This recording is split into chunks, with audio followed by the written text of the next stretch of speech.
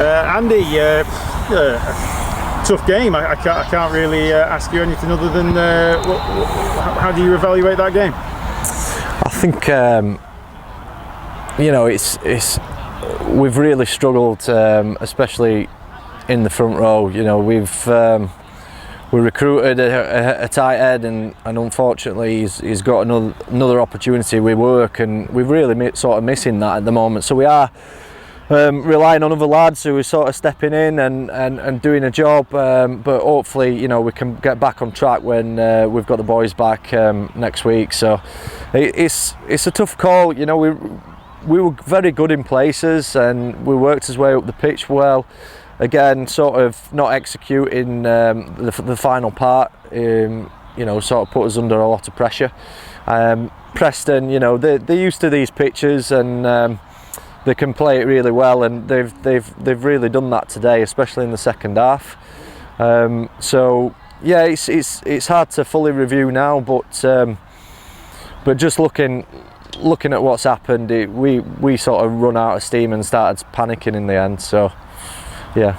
2 weeks running, probably been on the wrong side of the referee at set piece time. It just shows how important it is to have a steady set piece, doesn't it? To have some clean ball.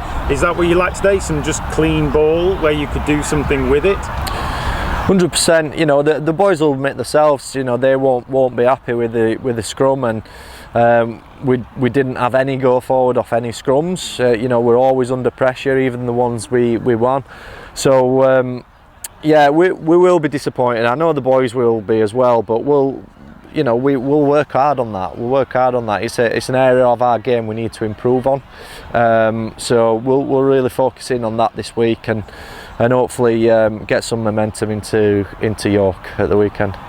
Yeah, how do you evaluate the season so far? Because you played two teams that had come up and gave them a bit of a pasting, and two teams that had come down, and you knew it'd be hard, and you had to see where you would be against them. How do you evaluate so far? Obviously you want to be 4 out of 4, but so yeah, far? You sort of think you'd rather have these two games before the other two, because you know, it's not Burnage and Northwich. It wasn't great preparation for us. So you know, the teams are so far apart. It's like having 2 leagues in one. So yeah, we're obviously not up to speed. We need to work hard and react and bounce back from it. But we've definitely got the potential to do that in the players. So it's not an issue. It's with, you know, who we've got. It's more so just getting to play to our potential and cut out the silly mistakes and penalties.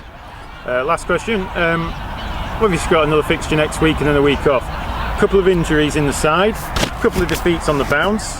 Struggled at certain things surrounding the set piece. Where do you go from here?